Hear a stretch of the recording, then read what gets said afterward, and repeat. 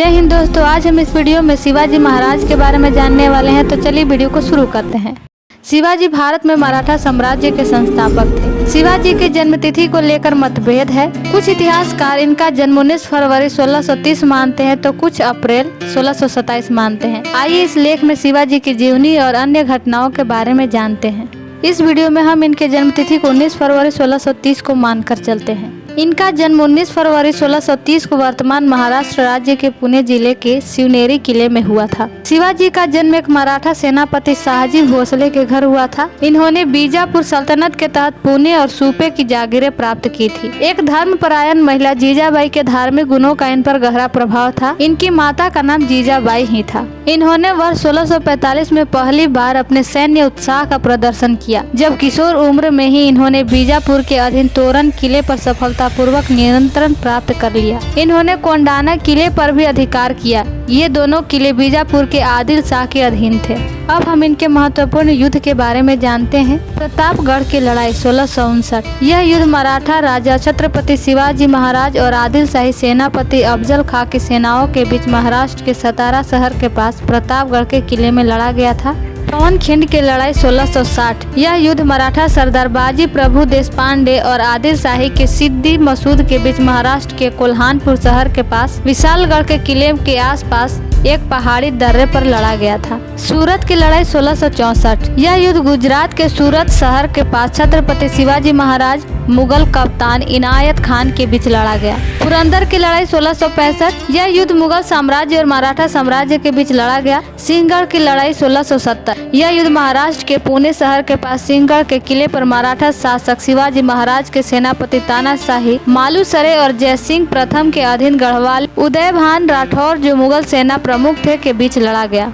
कल्याण की लड़ाई। इस युद्ध में मुगल साम्राज्य के बहादुर खान ने मराठा सेना को हराकर कल्याण पर अधिकार कर लिया। संगमनेर की लड़ाई 1689। यह युद्ध मुगल साम्राज्य और मराठा साम्राज्य के बीच लड़ा गया। यह आखिरी लड़ाई थी जिसमें मराठा राजा शिवाजी लड़े थे। शिवाजी महाराज और मुगलों का संघर्ष काफी समय तक चला था। मराठों ने अहमदनगर के पास और वर्ष 1657 में जुन्नार में मुगल क्षेत्र पर छापा मारा।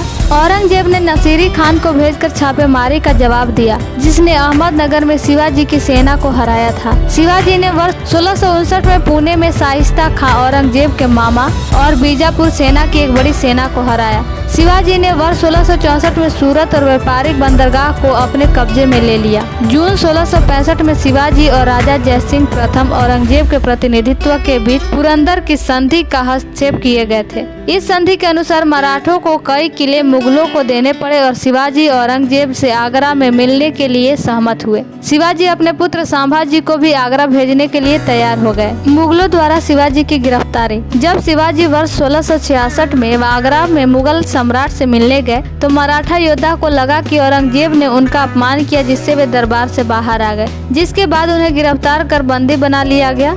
शिवाजी और उनके पुत्र का आगरा से भागने की कहानी आज भी प्रमाणिक नहीं है। इसके बाद वर्ष 1670 तक मराठों और मुगलों के बीच शांति बनी रही। मुगलों द्वारा संभाजी को दी गई बरार की जागीर उनसे वापस ले ली गई थी। इसके जवाब में शिवाजी ने 4 महीने की छोटी सी अवधि में मुगलों के कई क्षेत्रों पर हमला कर उन्हें वापस ले लिया। शिवाजी ने अपनी सैन्य रणनीति के माध्यम से दक्कन और पश्चिमी भारत में भूमि का एक बड़ा हिस्सा हासिल कर लिया। इन्हें कुछ उपाधियां भी दी गई थी। शिवाजी को 6 जून 1674 को रायगढ़ में मराठा के राजा के रूप में ताज पहनाया गया। इन्होंने छत्रपति साकारता, क्षत्रिय कुलवंत और हैंदो धर्मोधारण की उपाधि धारण की थी। शिवाजी द्वारा स्थापित मराठा साम्राज्य समय के साथ बड़ा होता गया और 18वीं शताब्दी के शुरुआत में प्रमुख भारतीय शक्ति बन गया। इनकी मृत्यु 3 अप्रैल 1680 को हो गई थी। शिवाजी के अधीन प्रशासन। केंद्रीय प्रशासन। इसकी स्थापना शिवाजी द्वारा प्रशासन की सुदृढ़ व्यवस्था के लिए की गई थी, जो प्रशासन की दक्कन शैली से काफी प्रेरित थे। अधिकांश प्रशासनिक सुधार अहमदनगर में मलिक अंबर के सुधारों से प्रेरित थे। राजा राज्य का सर्वोच्च प्रमुख होता है, जिसे अष्ट प्रधान के नाम से जाना जाने वाले 8 मंत्रियों के एक समूह द्वारा सहायता प्रदान की जाती थी। पेशवा, जिसे मुख्य प्रधान के रूप में भी जाना जाता है, मूल रूप से राजा शिवाजी के सलाहकार परिषद का नेतृत्व करता था। सैन्य प्रशासन। शिवाजी ने एक अनुशासित और कुशल सेना का गठन किया। सामान्य सैनिकों को नकद में भुगतान किया जाता था, लेकिन प्रमुख और सैन्य कमांडर को जागीर यानी अनुदान के माध्यम से भुगतान किया जाता था। मराठा सेना में इन्फेंट्री सेना, घुड़सवार, नौसेना आदि शामिल थी।